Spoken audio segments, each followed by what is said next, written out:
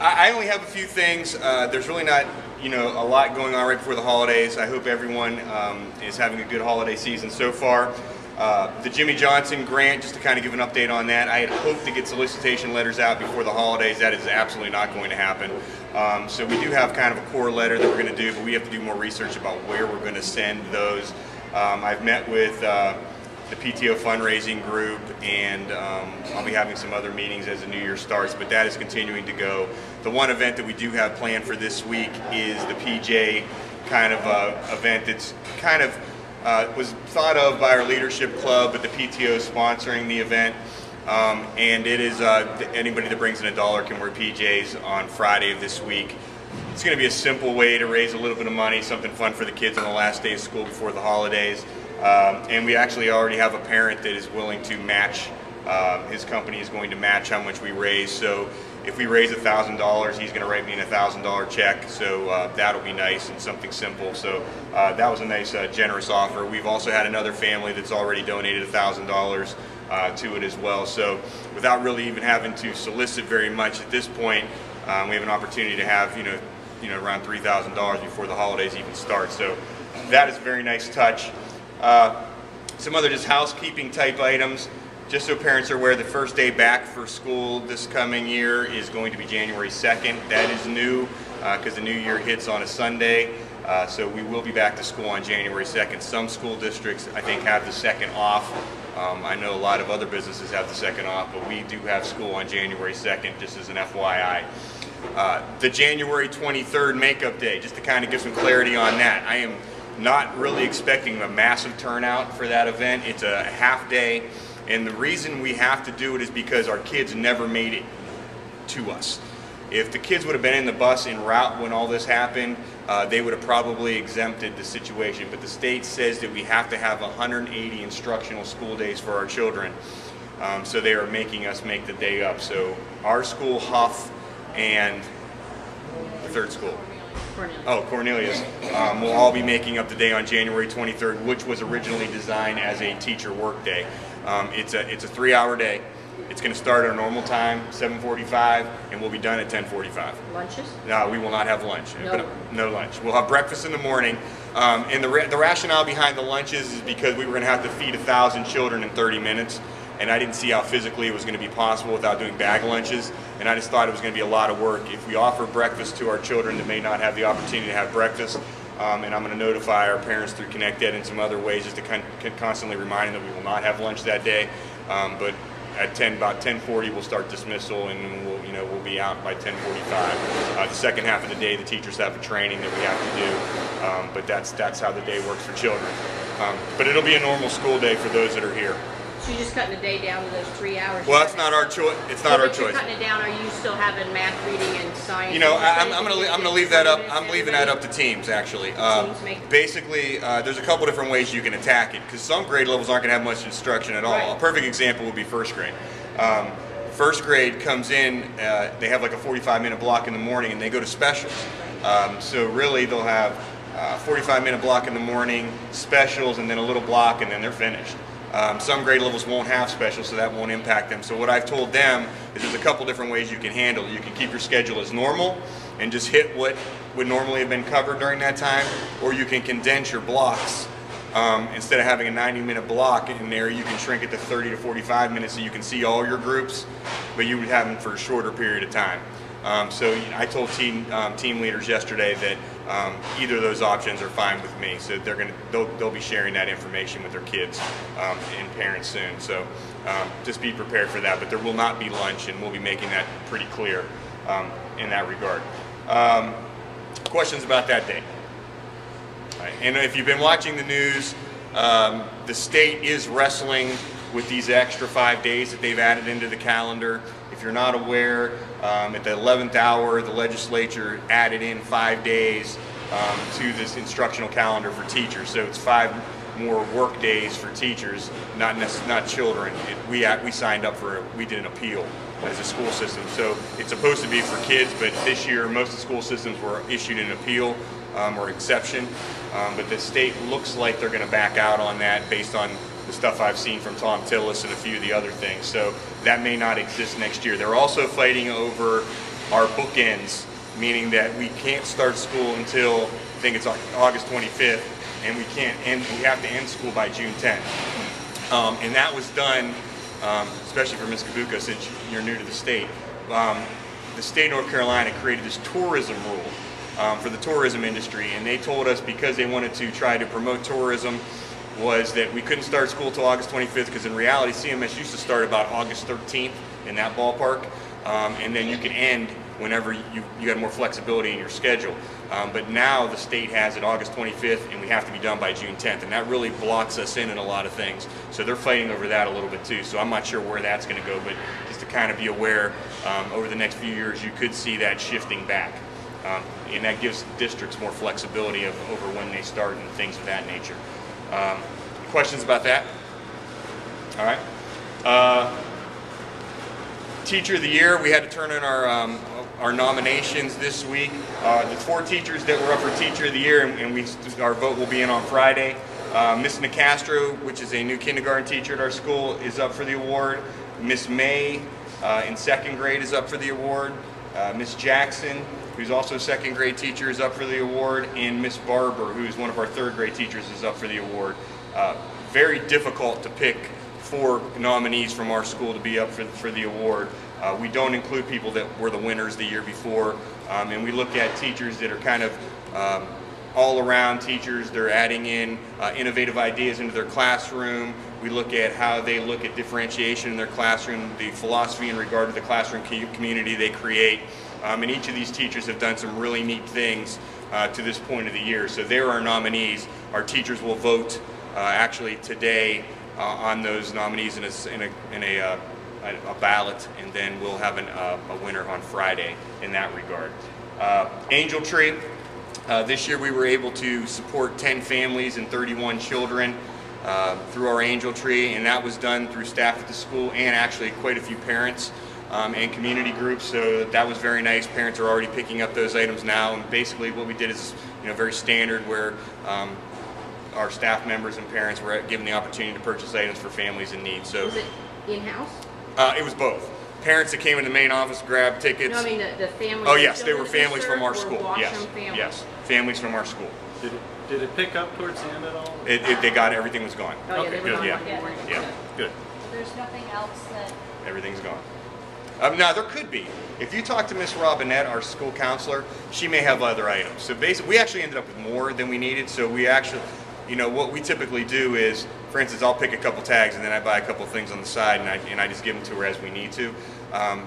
There's probably other items out there, so if you reach out to Miss Robinette, she may have some other stuff that she may be able to use. But the parents have been very, very thankful, and we've already started distributing some of the things. So we not only collect the items, we wrap them, and Miss Robinette and Miss Linfoot, one of our teacher assistants, really work on that project a lot. So it's just a nice touch at this time of the year to get families involved. And I think the neatest part about it was parents taking their kids in and picking tags and having them be the ones that participate in the activity and at the time of a time of giving. Smart boards. We have really seen an increase in our smart boards over the last couple months, and we have more coming.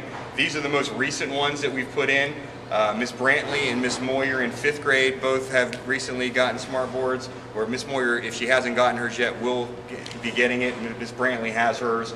Miss Barber in 3rd grade is getting one. Miss Byers in kindergarten, and Miss Nichols and Miss Mize Wilson. Nichols is in 1st grade, Mize Wilson is in 4th grade. Byers got hers yesterday. All right. So what that does now, just to kind of give you where we're at as a school, we have 4 smart boards in kindergarten. We have 4 smart boards in 1st grade. We have 5 in 2nd grade. We have 5 in 3rd grade.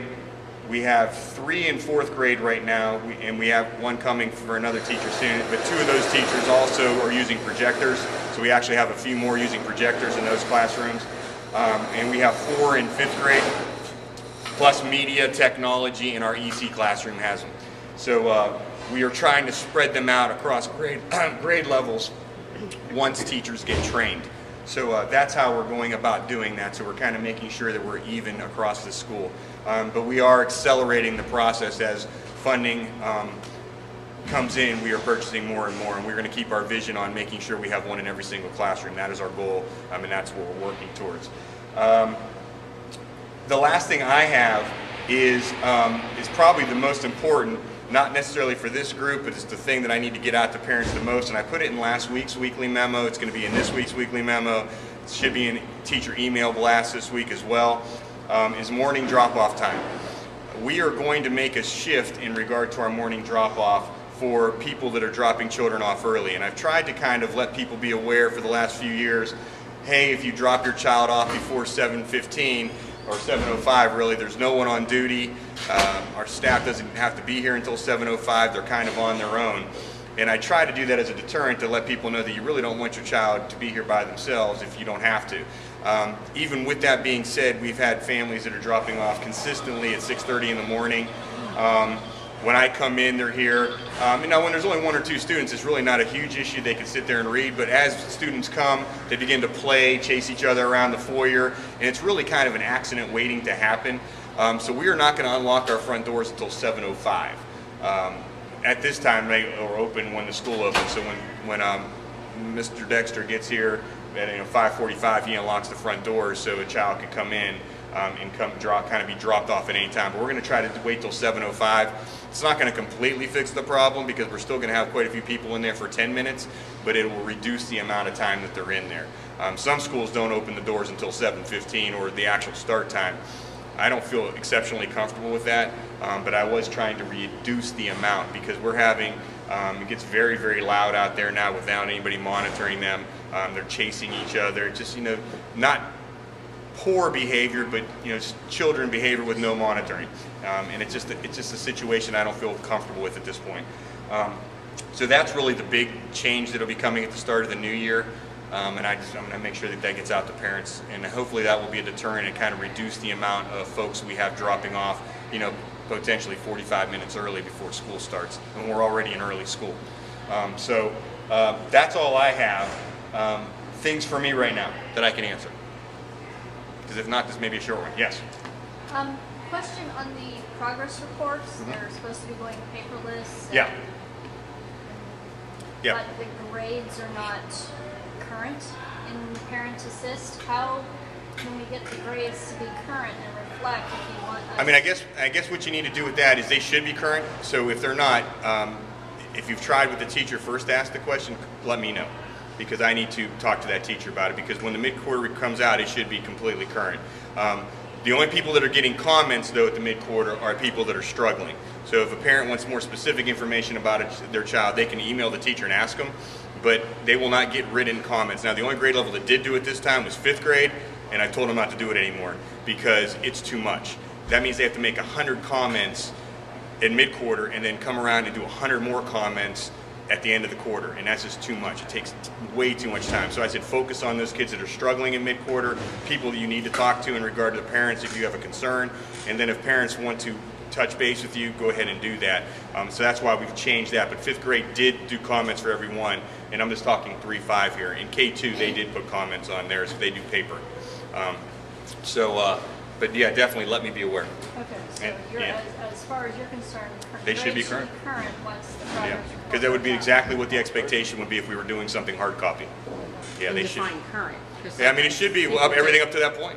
To me. Well, Right, but sometimes they're not posted. Like, I'm not going to name any names. There's a 5th grade teacher that does not post until midnight the night before a progress report is due. Yeah, no, that. And I see nothing up until. Now that's a question that's come up before, and that should be within 2 weeks. Great, whatever they have should be posted every few weeks.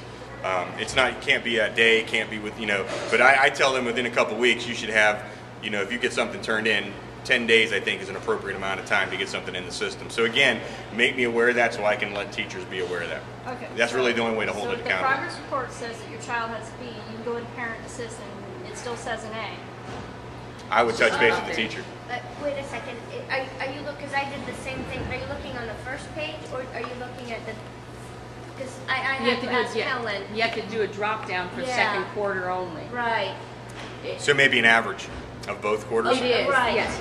Because that's did what the same thing. I did the exact same thing too when we Okay. started. You have to go in when you've got your child's name, and it'll say and about an inch over past your child's name, it'll give you show all, and you have to drop down to say first quarter, second quarter, third quarter, or fourth quarter, because if you're looking at the whole thing, it automatically pulls the whole thing up. So then you have to go into second quarter, and then you have to go over here to the left, to the right, and say display, and it'll only give you second quarter, because there is a big difference in your averages and what's there. Yeah, because the front page is everything. And no one explained that to me until I actually had a high school student tell me that. Oh, I thought maybe your kid. You know who's Yeah. really good? Oh, Helen in the office and telling you exactly where to go because she helped me out. Okay. But I'll reiterate that to teachers And I'll too. walk But if you there's through it specific sometime. problems and you can't seem to get anything clarified with the teacher, just let me know, and I'll get it clarified for you. Because it should be, something should be posted within a few weeks. I think that's more than reasonable. You know, that you should have something in the system. Well, I see grades there, I just didn't. Yeah. Well, I mean, yeah, it's two I could different. have swore that mine says something different, but as far as like maybe current period, but I don't know. I'd Okay. have to go back and look. I Okay. don't remember now. Anything else? That was a good question. Yes, ma'am. If you have, does every grade level have a character of student of the month? I mean, not character. It's student of the month. It's a voluntary program, so no, it's not. The teacher meets with their class, and if the class decides they have somebody that did a great job that particular month, that's when a nominee gets turned in. So you'll see a situation where some grade levels will go completely out of their way to make sure that there's somebody every single week or every single month. Other grade levels do not. So it's kind of a mixed bag. Like this month in November, the high flying character awards, I think maybe 4 out of 6 fifth grades turned one in. But again, it's just based on that teacher in the class when they do their class meetings. Is there somebody that meets this standard for the month? How is that different from the student of the month? Oh, I think you're thinking of within classrooms. Some teachers have star student of the month or Okay. the week. That's something K2 teachers do a lot of times, Okay. where they get to run the class meeting. They learn about that individual child, things of that nature. There's only one thing for character. Okay. It's called the High Flying Hawk Award, and they get a certificate. And I announce them on the afternoon news, and that's when they get their picture on the board. Yeah, this is different. Yeah, that's the only thing I'm aware of. Okay. Now there's also Do the Right Thing. You get the police department has a program where if a teacher sees something really good that a student does, they can nominate a child for that. So we usually have monthly winners for that. A couple across the school where a child will get a Do the Right Thing T-shirt. They get a bumper sticker, but that's just nominees that are turned in through that's from the police department though. So that's the only other one I'm aware of right now. But if you have more specifics, I can look it up for you. Anything else? Yes. Just to touch base regarding last month at our meeting when we were discussing language arts and how writing is no longer combined with language arts and it's different now. Yes. Having the language arts teachers still trying to correct grammar and spelling, and that's still not happening. And then also,